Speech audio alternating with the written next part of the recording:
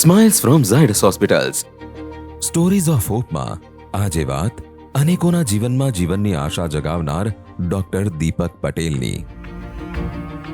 જી હા, ડોક્ટર દીપક પટેલ એક એવું નામ કે જેમને મેડિકલની દુનિયામાં કોઈ પરિચયની જરૂર નથી. તેઓએ 5000થી પણ વધુ બ્રેઇન અને સ્પાઇન ટ્યુમર્સની સારવાર કરીને અનેક દર્દીઓના જીવનમાં ખુશી લાવ્યા છે. તેઓ શ્રેષ્ઠ બ્રેઇન અને સ્પાઇન સર્જન તરીકે 35 વર્ષનો બહોળો અનુભવ ધરાવે છે. આજે પણ તેઓ દિવસમાં 14 થી 16 કલાક કામ કરીને અસંખ્ય દર્દીઓની જિંદગીમાં નવો ઉજાસ પાથરી રહ્યા છે. મેડિકલના અભ્યાસોથી માંડીને સિનિયર ન્યુરો સર્જન સુધીની તેમની સફર ખૂબ જ રોચક અને પ્રેરણાદાયી રહી છે. નમસ્કાર દીપક સર. નમસ્કાર. આપનું આજના પ્રોગ્રામમાં હું હાર્દિક સ્વાગત કરું છું. સર, બ્રેન ટ્યુમર કઈ વયમાં થઈ શકે અથવા આપ જે પેશન્ટ્સ ઉપર ઓપરેટ કરો છો એમનું કોઈ એજ ગ્રુપ કે એવો કોઈ ક્રાઇટેરિયા ખરો? આમ તો દરેક ઉંમરે બ્રેન ટ્યુમરના કેસીસ અમે જોઈએ છીએ અને સારવાર આપીએ છીએ.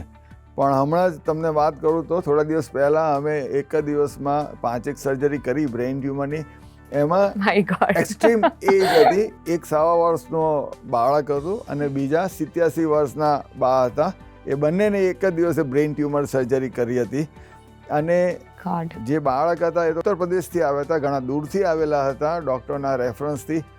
અને એને ઓપરેશન પણ આપણા વિશ્વાસે આવ્યા હતા અને ખૂબ સારી રીતે થઈ ગયું અને એને ઘણું સારું થઈ ગયું અને એને મગજની નાના મગજમાં સાદી ગાંઠ નીકળી. એટલે ખૂબ આનંદની વાત છે. આખું કુટુંબ પણ ખૂબ આનંદિત થઈ ગયું આ જોઈને અને પરિણામ પણ ઘણું સારું આવ્યું હતું.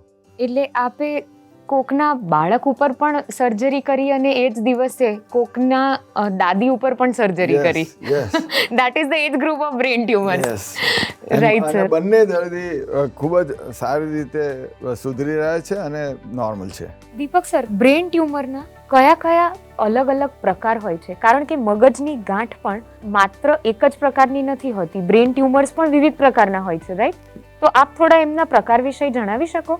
મગજની ગાંઠના પ્રકાર ઘણા હોય છે અને ખાસ કરીને મગજની ગાંઠ સાદી પણ હોય, કેન્સર પણ હોય અને મગજમાં ક્યાંક બીજેથી પણ પ્રસરીને જતી હોય છે, જેને મેટાસ્ટેસિસ કહેવામાં આવે છે.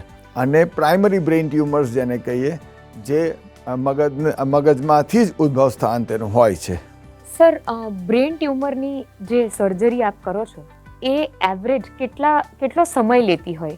સામાન્ય રીતે મગજની ગાંઠનું જ્યારે અમે સર્જરી કરીએ ત્યારે 5 થી 7 કલાક એવરેજ ટાઈમ થતો હોય છે.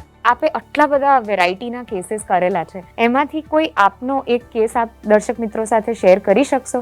એવો કેસ હમણાં 1 મહિના પહેલાં જ અમારી પાસે આવ્યો હતો અને જેમાં એ રાજકોટથી સિનિયર ડૉક્ટર સાહેબે અમને મોકલેલો હતો. ક્રિટિકલ હતો, એની જગ્યા પણ બહુ ક્રિટિકલ હતી કે એટલે મગજમાં જે જગ્યાએ ગાંઠ હતી એ ક્રિટિકલ હતી. ક્રિટિકલ જગ્યાએ જે જમણા હાથ પગના કેન્દ્ર ઉપર જ હતી અને આખા કુટુંબીજનો બધા બહુ જ ચિંતિત હતા. અને એને જો રોગના લક્ષણો જોઈએ તો લગભગ જાણે કે ન હોય એવું જ હતું. ખાલી એને 2 વાર મોમેન્ટરી અનકોન્શિયસનેસ થઈ હતી અને એ સિવાય એને બીજી મગજના જે રોગના જે લક્ષણો જેને કહીએ એમાંના એક પણ નહોતા. સર, દર્દીની વય કે કંઈક થોડું બેકગ્રાઉન્ડ આપી શકશો? દર્દી છે એ 25 વર્ષની દીકરી હતી અને she was very innocent looking and whole family members were very much attached to her. Sir, 25 વર્ષની ઉંમરે કોલેજિયન ફ્રી માઇન્ડ અને એન્જોય કરવાની, પાર્ટી કરવાની માઇન્ડસેટ હોય, એમાં બ્રેન ટ્યુમર થવું ઇટ વુડ બી મતલબ એક બહુ ચેલેન્જિંગ અને સ્ટ્રેસફુલ સમય હશે. અને એમાં આપે જ્યારે વાત કરી કે આ પ્રકારની સર્જરી કરવી પડશે, એમાં આપે કઈ સર્જરી કરી હતી? એટલે એમાં આ બધું અમે MRI ને બધું ઇન્વેસ્ટિગેટ કરીને એને ડાબી બાજુ મગજમાં જે ગાંઠ હતી જમણા હાથ પગના કેન્દ્ર ઉપર, એને સમજાવ્યું. આખું કુટુંબ એમ કે ના, એને તમને સહકાર નહીં આપે જાગૃત અવસ્થામાં સર્જરી કરવાનું, હવે ક્રેનોટમી જેને કહેવાય, કે તમે એનેસ્થેશિયામાં જ કરો. પણ પેશન્ટ પોતે જ એમ કે ના, હું સહકાર આપીશ અને હું તમને જે બી ઓપરેશનમાં જે બી કહેશો એ હું સમજીને જવાબ આપીશ. એ રીતે એની માનસિક તૈયારી હતી. જેથી એને લીધે અમને પણ બળ મળ્યું કે ચાલો હવે ક્રેનિયોટોમી કરી અને એને હાથ પગના કેન્દ્રને બચાવી અને ગાંઠને આખી સક્સેસફુલી આપણે કાઢીએ. એ જે હતું આખો એપિસોડ એ બહુ ભાવુક હતો.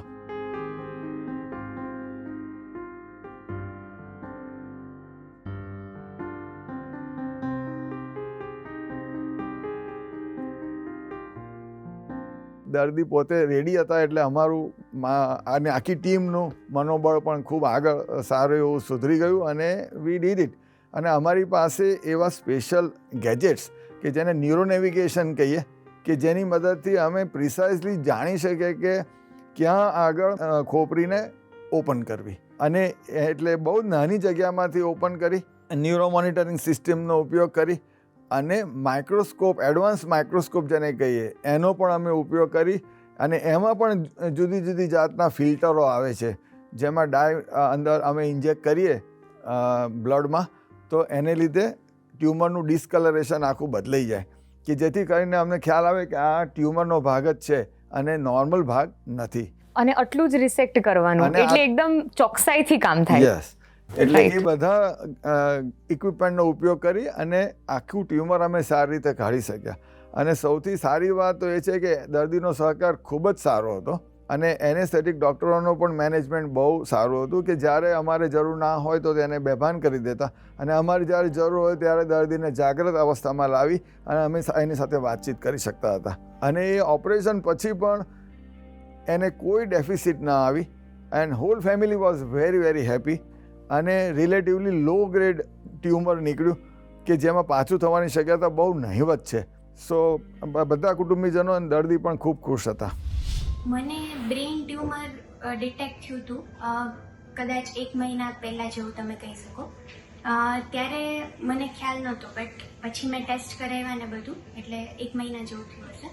અને પછી અમે લોકો બધે રાજકોટમાં કરાવેલું ટેસ્ટ અને પછી ત્યાંથી સર્ચ કરતાં કરતાં અહીંયા આવેલા ડૉક્ટર દીપક પટેલ પાસે ઝાયડસમાં, જ્યાં એમને અમને સજેસ્ટ કરેલું કે તમે હવે ક્રેનેટોમી કરાવો જે તમારા માટે બેસ્ટ રહેશે. એટલે અમે ડૉક્ટર દીપક સરની અંડરમાં લાઈક એમના કોન્ફિડન્સથી અને એમના ટીમના સપોર્ટ થ્રુ આજે હું કહી શકું કે 15 ડેઝ પછી હવે નોર્મલ લાઈફ જીવવાની છું. Like so it is like કે મારી સર્જરી સક્સેસફુલ થઈ છે. સર, આ બહુ જ અવનવી વાત એટલા માટે છે કે એક વખત છે ને મેં મારો ટોનેલ કઢાવવાનો પ્રયાસ કરેલો અને એમાં પણ મને એવું લાગ્યું હતું કે મેં સર્જનને રિક્વેસ્ટ કરી હતી કે પ્લીઝ મને એનેસ્થેસિયા આપી દો, કારણ કે મને એવું લાગતું હતું કે આટલું નાનું પણ કંઈક સહેજ પણ આપણે સહન કરવું પડે ને તો વ્યક્તિ કરી ના શકે. તો આપ ન્યુરો સર્જરી કરો, કોઈના મગજ ઉપર ઓપરેટ કરો અને એમાં જાગૃત અવસ્થા કઈ રીતે શક્ય છે સર? એમાં શક્ય એ રીતે બને છે કે આ એક આખું ટીમ વર્ક છે. આમાં એકલા ન્યુરોસર્જનનું કામ નથી, નિષ્ણાત એનેસ્થેટિક ડૉક્ટરો પણ જરૂરી છે. પછી ફિઝિયોથેરાપી ડિપાર્ટમેન્ટમાંથી જે IONM neuro monitoring system manage કરે છે એમની પણ જરૂર પડે છે અને થિયેટર ટેકનિશિયનનો પણ અમારે જરૂર પડે છે. એટલે એ આખું એક ટીમ વર્ક બને અને એ ટીમ વર્કની મદદથી આ પ્રકારના કેસ અમે હેન્ડલ કરી શકીએ છીએ. સર, મને એવી ખબર પડી છે ઇમરજન્સી મેડિસિન તરફથી કે આપના રાતના પણ પેશન્ટ આવે ને તો પણ જો સર્જરી કરવાની થાય તો આપ આવીને રાતના પણ અડધી રાત્રે પણ આપ જ આવીને ઓપરેટ કરવું પ્રિફર કરો છો. સર, આ એજમાં આપની પાસે આટલી વિશાળ ટીમ છે, આટલો બધો સપોર્ટ છે, તો પણ આપ જાતે કરવા તત્પર હો છો, એનું શું કારણ? આ એક ટીમ અપ્રોચ અમે કહીએ છીએ કે ગમે તે ઓપરેશન હોય તેમાં પણ આખી ટીમ અમારી હોય. અમારી સાથે સહાયક ન્યુરોસર્જન પણ હોય, સાથે ડૉક્ટર રવિ ચૌહાણ છે, ડૉક્ટર કૌટિલ્ય પટેલ છે અને ક્રિટિકલ કેરના ટીમના ડૉક્ટર પણ હોય જે તેજસ પરીખ છે. એ બધા સાથે હોય તો સૌથી વધારે સારું પરિણામ આવી શકે. અને સાથે સાથે ઇમરજન્સીમાં અમે બધા હાજર એટલા માટે હોઈએ છીએ કે 2 હાથ કરતાં 4 હાથ હંમેશા સારા. ક્યારે પણ કંઈ કોમ્પ્લિકેશન થાય તો ન્યુરોસર્જન સાથે હોઈએ તો દર્દીને સૌથી વધારે સારું પરિણામ આપણે આપી શકીએ. હવે ક્રેનિયોટોમી એટલે કે દર્દીને જાગ્રત અવસ્થામાં રાખીને કરવામાં આવતી ન્યુરોસર્જરી. આ પદ્ધતિથી આપણે જ્યારે દર્દીને મગજમાં હાથ પગના ચાલવાના કેન્દ્ર અને બોલવા સમજવાના કેન્દ્રની નજીક કોઈ ટ્યુમર હોય તેને આ પદ્ધતિથી આપણે ઓપરેશન કરીએ છીએ, જેમાં ઓપરેશન દરમિયાન દર્દી જાગ્રત અવસ્થામાં હોય છે અને તેની તપાસ કરતાં ઓપરેશન આપણે કરીએ છીએ. એટલે ઓપરેશન બાદ તેને આ મહત્ત્વના જે કેન્દ્ર અને કામ છે તેને આપણે બચાવી શકીએ છીએ અને દર્દીને એક સારું પરિણામ આપણે આપી શકીએ છીએ. આ ન્યુરોસર્જરીની એક લેટેસ્ટ પ્રકારની સારવારનો એક ભાગ છે. ઓપરેશન પછીની કેર એ સૌથી ઇમ્પોર્ટન્ટ કેર છે. ન્યુરોના ઓપરેશન્સ જેમ કે બ્રેઇન ટ્યુમર, હવે ક્રેનિયોટોમી, એના પછીની કેર એ સૌથી ઇમ્પોર્ટન્ટ છે. જે અમે અહીંયા ઇન્ટેન્સિવ કેરમાં જે મેઇન તકલીફો હોય છે કે જે પોસ્ટ ઓપરેટિવ ખેંચ આવવી અથવા બ્રેઇનમાં હેમરેજ થવું અથવા એ પ્રમાણે કોઈ પણ વસ્તુઓને અમે બહુ જ બારીકાઈથી એનું અવલોકન કરી મોનિટર કરીએ છીએ. પેશન્ટના GCS, પેશન્ટનું બ્લડ પ્રેશર, ઓક્સિજન સેચ્યુરેશન, આ બધી વસ્તુઓને અમે મોનિટર કરીએ છીએ, જે પેશન્ટના ઓવરઓલ આઉટકમમાં ખાસો બેનિફિટ થાય છે એનો. જે ન્યુરો મોનિટરિંગ કરતા હોઈએ છીએ એના વિશે આપ જણાવી શકશો? ન્યુરો મોનિટરિંગ એક બહુ ઇમ્પોર્ટન્ટ ઇન્વેસ્ટિગેશન છે અત્યારના ટાઈમમાં, કે જેનો ઉપયોગ કરીને મગજના જુદા જુદા ભાગોને અમે ઓળખી શકીએ છીએ અને દર્દી એનેસ્થેસિયામાં હોય કે જાગ્રત અવસ્થામાં હોય, બંનેમાં ન્યુરો મોનિટરિંગ સિસ્ટમનો ઉપયોગ કરવામાં આવે છે અને એ આજના જમાનામાં it is a part of the surgery now, so which is very important. Sir, તો સપોઝ આપનો કેસ 6 થી 8 કલાક ચાલતો હોય તો જે ફિઝિયોથેરાપિસ્ટ હોય કે જે IONM એટલે કે ઇન્ટ્રા ઓપરેટિવ ન્યુરોમોડ્યુલેશનના નિષ્ણાત હોય એ આપની પડખે જ એ 8 કલાક અકબંધ ઊભા રહે? હા, એમનું સતત અમારે અનુસંધાન રાખવું પડતું હોય છે અને એ અમારી સાથે જ હોય. જ્યારે બી અમે કહીએ એ પ્રમાણે અમને સહકાર આપી અને અમારા ઇલેક્ટ્રિકલ એક્ટિવિટીનું રેકોર્ડિંગ એ કરી અને અમને ફીડબેક આપતા હોય છે કે આ પ્રકારના ચેન્જીસ આવી રહ્યા છે. એટલે સર, જેટલી સમજૂતી મને મળી અત્યારે, મને એવું લાગે છે કે આપ ક્યાં સુધી ઓપરેટ કરી શકો, ક્યાં સુધી આપને ફ્રીડમ રહે ટિશ્યુ ડિસેક્ટ કરવાની, એ ઇન્ટ્રા ઓપરેટિવ ન્યુરોમોડ્યુલેશન વાળા ફિઝિયોથેરાપિસ્ટ આપને ગાઈડ કરે કે હવે એક્ટિવિટી બદલાઈ છે તો હવે અહીંયા પોઝ કરીએ. Is that correct? હા, એ વાત સાચી છે અને એ પ્રમાણે અમે એ ભાગને બચાવીને, એટલે એ લોકો સર્જિકલ સિક્યુરિટી ગાર્ડ છે તમારા? યસ, ડેફિનેટલી, કે જેથી કરીને અમે એ ભાગથી દૂર રહીને બ્રેઇન ટ્યુમર સર્જરી કરીએ કે જેથી કરીને દર્દીને ઓપરેશન પછી ન્યુરોલોજિકલ ડેફિસિટ આવે નહીં. સર, જિંદગીના 30 વર્ષ 16 થી 18 કલાક બ્રેક લીધા વગર કામ કરવું, આ અત્યારની જે ન્યૂ મિલેનિયલ જનરેશન છે ને એ લોકોની એક નવી ટર્મ છે વર્ક લાઈફ બેલેન્સ. એમાં તો આ બિલકુલ જ એક અલગ વિચારસરણી છે આપની. તો આપને ક્યારેય એવો ક્ષોભ ના થયો કે અફસોસ ના થયો કે આપનું વર્ક લાઈફ બેલેન્સ નથી? કારણ કે આમાં તો મને વર્ક લાઈફ નહીં, વર્ક જ દેખાઈ રહ્યું છે. ન્યુરોસર્જરી એક એવી બ્રાન્ચ છે કે ત્યાં કમિટમેન્ટ જરૂરી છે. કમિટમેન્ટ વગર દર્દીને સારું પરિણામ આપવું એ શક્ય નથી. એટલે બીજું બધું ભૂલીને work is the only way. That is a main principle for me. બરાબર છે. સર, મેં એવું વાંચ્યું કે ન્યુરો સર્જરીમાં અમુક જે સર્જરીઝ હોય છે એમાંથી એક ખૂબ અઘરી અને લાંબી પ્રોસિજર છે CP એંગલ ટ્યુમર્સ. તો સર, મને જાણ થઈ કે CP એંગલ ટ્યુમર્સમાં one of the highest volumes રાજ્યભરમાં અને વેસ્ટર્ન ઇન્ડિયામાં એ આપની પાસે છે અને આપનો એક્સપિરિયન્સ પણ આ ભારત વર્ષમાં CP એંગલ ટ્યુમર્સમાં શ્રેષ્ઠ છે. તો સર, આ સર્જરી વિશે આપ કંઈક કહી શકશો? CP એંગલ ટ્યુમર, જેને સેરેબેલોપોન્ટાઇન એંગલ ટ્યુમર કહેવાય, એ નાના મગજમાં આવેલો ભાગ છે કે જે બહુ ક્રિટિકલ છે અને બહુ જ નાની જગ્યા છે. એની જગ્યા છે 1 સેન્ટીમીટર અને 1 સેન્ટીમીટરની અંદર ઘણી મોટી ગાંઠ થતી હોય છે કે જેથી કરીને આજુબાજુની ચેતાઓ, જેને ક્રેનિયલ નર્વ્સ કહેવામાં આવે, મગજ, મુખ્ય મગજ જે હોય, હૃદય કેન્દ્ર, શ્વસન કેન્દ્ર હોય છે, એને સપ્લાય કરતી લોહીની નળીઓ હોય, આ બધું જ ત્યાં આવેલું હોય છે. છતાં પણ એ બધું બચાવીને અમારે ટ્યુમર સર્જરી કરવાની હોય. એટલે એમાં ટાઈમ ઘણો બધો લાગે, બહુ શાંતિથી કરવું પડે. અને એમાં પણ ન્યુરો મોનિટરિંગ સિસ્ટમ અમે વાપરીએ છીએ કે જેથી કરીને અમે સાંભળવાની ચેતાઓ છે, મોઢાના હલનચલનની ચેતાઓ છે, એ બધું ચેતાઓને અમે બચાવીને બ્રેન ટ્યુમર કાઢતા હોઈએ છીએ. અને એમાં ઘણો બધો સમય પણ લાગતો હોય છે. અને આ બધી ગાંઠો સદનસીબે સાદી હોય છે, એટલે કે બિનાઇન ટ્યુમર્સ હોય છે. એટલે અમે સારામાં સારો રિઝલ્ટ આપવા માટે પ્રયત્ન કરતા હોઈએ છીએ. અને એમાં એકોસ્ટિક ન્યુરોમાં એક કોમન છે, પછી મેનિન્જિયોમાં પણ થતું હોય, એપિડર્મોઇડ ટ્યુમર પણ થાય, એરેક્નોઇડ સિસ્ટ થાય, અને ક્યારેક મેલિગ્નન્ટ ટ્યુમર પણ આ ભાગમાં થતું હોય છે. સર, આપ સ્પાઇનલ ટ્યુમર્સ વિશે વાત કરી શકશો? સ્પાઇનલ ટ્યુમર પણ એ બહુ જ ઇમ્પોર્ટન્ટ છે કે જેમાં દર્દીને પગમાં અશક્તિ આવતી હોય છે, હાથમાં પણ ક્યારેક અશક્તિ આવે. સ્પાઇનલ ટ્યુમર કઈ જગ્યાએ છે, વર્ટિબ્રામાં છે કે સ્પાઇનલ કોર્ડની અંદર છે, એ બધા બહુ અગત્યની વસ્તુ છે. અને એમાં ક્યારેક સાદી પણ ગાંઠ હોય, ક્યારેક કેન્સર પણ હોય છે. અને એ પ્રમાણે એને સારવાર આપવામાં આવે.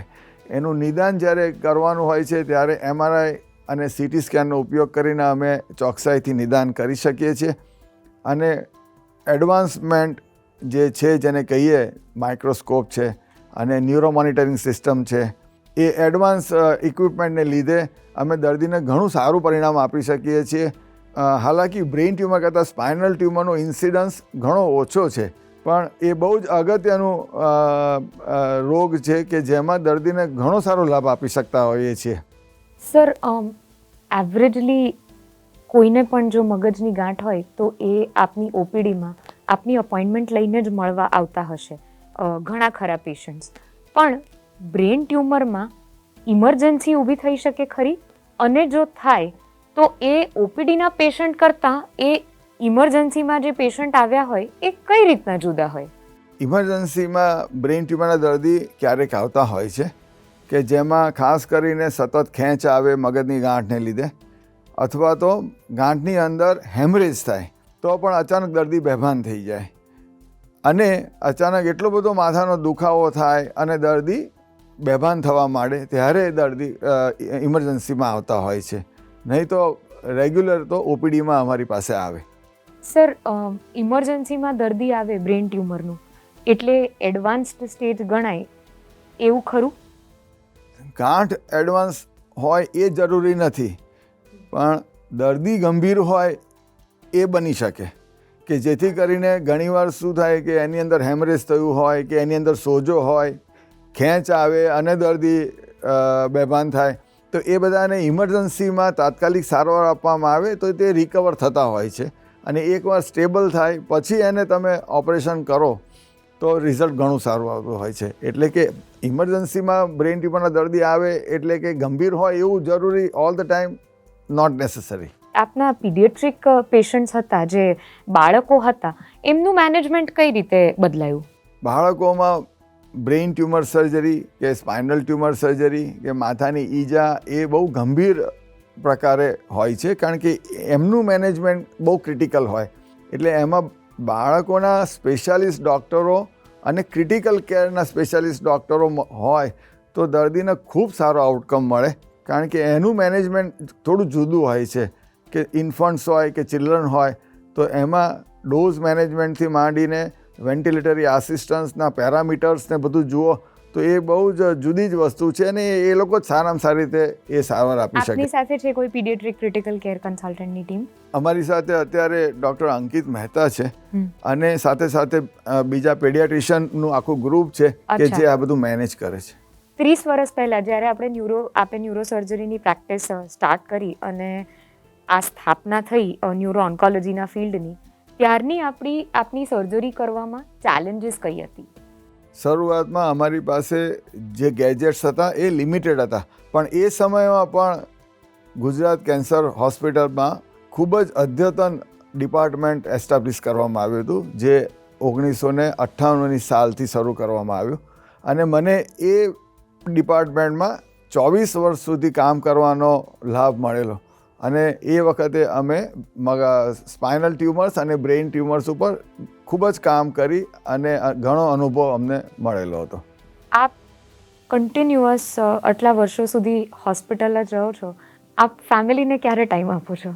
જ્યારે સમય મળે ત્યારે ફેમિલી સાથે અમે વેલ્યુએબલ ટાઈમ પાસ કરીએ છીએ. ક્યારેય મેડમને એવું નથી લાગતું કે આપ હંમેશા હોસ્પિટલ જ હો છો? એમનું ફેમિલી પણ ડૉક્ટર ફેમિલી હતું. એમના ફાધર ફેમિલી ફિઝિશિયન હતા અને એ પણ એટલા જ બિઝી રહેતા હતા, એટલે એ ટેવાયેલા છે કે ડૉક્ટર માટે દર્દી એ પ્રાયોરિટી છે, એટલે હંમેશા એ પ્રમાણે જ આપણે વર્તવું જોઈએ. સર, આપ આટલું એજ ડિફાઇંગ વર્ક કરી શક્યા છો, એટલે કે આપ ઉંમરને વયને આટલી માત આપીને હજી પણ 16 અને 18 કલાક કામ કરી શકો છો, એની પાછળનો રાઝ શું છે? ફિઝિકલ ફિટનેસ, એક્સરસાઇઝ રેગ્યુલર કરવી એ બહુ જરૂરી છે.